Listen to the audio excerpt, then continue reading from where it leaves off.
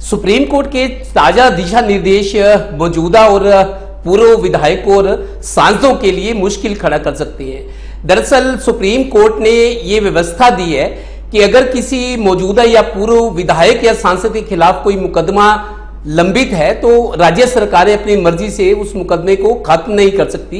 इसके लिए अब हाई कोर्ट की मंजूरी लेना जरूरी होगा।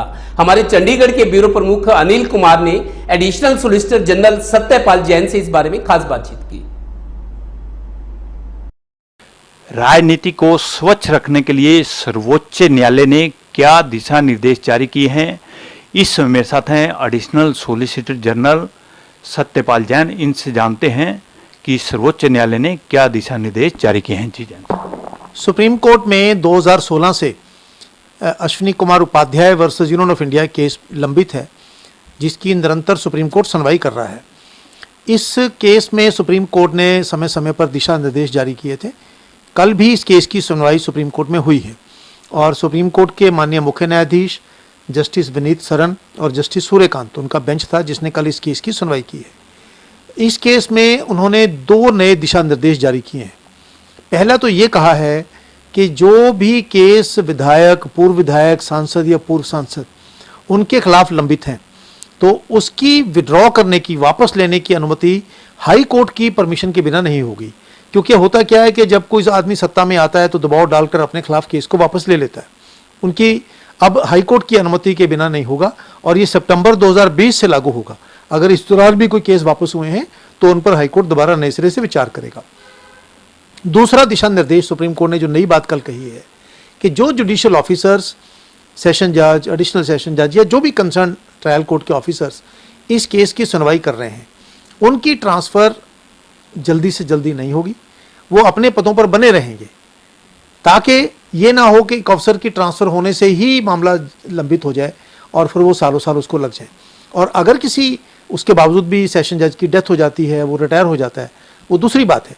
और अगर किसी स्टेट गवर्नमेंट को लगे कि नहीं इस अफसर का तबादला करना आवश्यक है तो फिर वो हाईकोर्ट में उसके लिए परमिशन दे सकता है।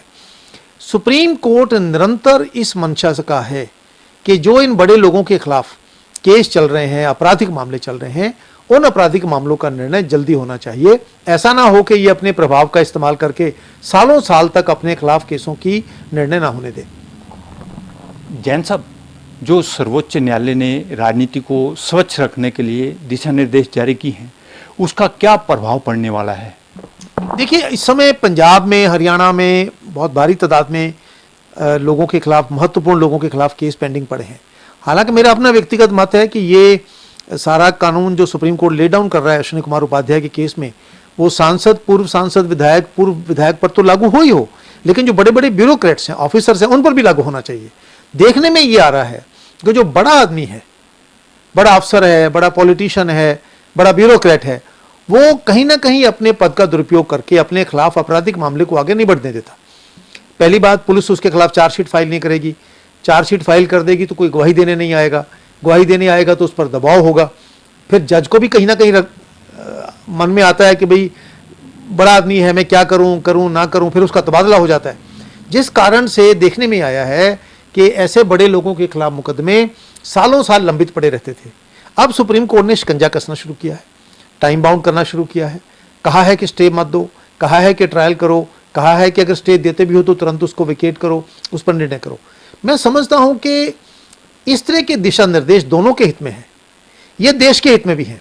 अगर वाकई किसी नेता ने या किसी अफसर ने अपराध किया है तो उसका जल्द से जल्द निर्णय होना चाहिए, उसको सजा भुगतनी चाहिए। और अगर वो निर्दोष है, उसके खिलाफ झूठा केस बना है, तब भी उसको जल्दी से जल्दी बरा होना चाहिए ताकि वो लोगों को बता सके कि मेरे खिलाफ झूठा केस बना था। तो मैं समझता हूं कि ये दिशा निर्देश सबके हित में बहुत अच्छा प्रभाव होगा। जो आपराधिक किस्म के लोग आगे आए हैं और अपना असर रसूख इस्तेमाल करके अपने खिलाफ केस नहीं चलने देते थे, अब मुझे लगता है उनकी नहीं चलेगी। अब सुप्रीम कोर्ट और हाई कोर्ट का डंडा चलेगा और ऐसे लोगों को कानून का मतलब समझ में जल्दी आ जाएगा। जैन साहब, अभी आपने जिक्र किया कि हरियाणा, पंजाब में भी काफ़ी पूर्व सांसदों और पूर्व विधायकों और विधायकों के खिलाफ मामले अदालतों में लंबित हैं। तो कितने मामले लंबित हैं और आपको क्या लगता है कि इसका कितनी जल्दी निर्णय अदालतें कर सकती हैं। देखिए, मामले बहुत लंबित हैं और अच्छे महत्वपूर्ण व्यक्ति हैं जिनके खिलाफ केस चल रहे हैं। जैसे हरियाणा में पूर्व मुख्यमंत्री श्री भूपेंद्र सिंह हुड्डा जी हैं, उनके खिलाफ केस चल रहा है। पंजाब में भी कई एक्स एमएलएज हैं, एक्स मिनिस्टर्स हैं। मुख्यमंत्री के खिलाफ इनकम टैक्स वाला मामला सीजीएम की कोर्ट में चल रहा है लुधियाना में। मैं समझता हूँ कि अब ये दिशा निर्देश आने के बाद अदालतों को जल्दी इसमें निर्णय लेने की तरफ बढ़ना पड़ेगा। इसका दबाव अब पुलिस के लोगों पर भी होगा जो प्रोसिक्यूट कर रहे हैं, अदालतों को भी लगेगा कि भाई सुप्रीम कोर्ट 5 साल से इतना सख्त है, तो अब वो समय नहीं रहा कि हर बार कोई ना कोई बहाना डाल के डेट डाल दो और मामला चलता रहे। पॉलिटिकल लोगों को भी और ऑफिसर्स को भी लगेगा कि भाई अब मामला उतना सरल नहीं है। इसलिए मैं समझता हूँ कि इसका अच्छा प्रभाव होगा, निर्णय जल्दी आएंगे और निर्णय जल्दी आने से उनकी भी छवि ठीक होगी, जो लोग निर्दोष हैं, और जो दोषी हैं उनको सजा होगी। एक बात मैं ज़रूर कहना चाहता हूँ, ऐसे जो केसेस लंबे चले आते हैं वो बहुत कम लोगों के खिलाफ है। अगर मान लो किसी राज्य में 1000-1500 राजनीतिक व्यक्ति हैं तो केस तो 15, 20, 100, 150 के खिलाफ ही होंगे। इससे कई बार ये इंप्रेशन जाता है जैसे सारे ही राजनेता भ्रष्ट हैं, जैसे सारों के खिलाफ ही अपराधी केस हैं। जब इसका निर्णय जल्दी हो जाएगा तब ये छवि भी ठीक होगी, ये इंप्रेशन भी खत्म हो जाएगा कि नहीं सारे ऐसे नहीं है। दूसरी बात, आपराधिक मामलों में हमको अंतर मानना पड़ेगा। कुछ आपराधिक मामले हैं, prevention of money laundering act है, करप्शन है, रिश्वत है, ये मामले अलग हैं। लेकिन कुछ आपराधिक वो भी होते हैं जैसे आपने कहीं प्रोटेस्ट किया, 751 का उल्लंघन किया, कहीं लोगों के साथ ज्यादती हो रही है, तो मैं समझता हूँ कि वो बहुत एक जिसे हम बहुत सरल क्रिमिनल कहते हैं, लाइट क्रिमिनल केसेस हैं, उनका भी निपटारा अगर जल्दी होगा तो सांसद भी, विधायक भी, अफसर भी पूरी खुली अपने मन से अपना काम कर सकेगा।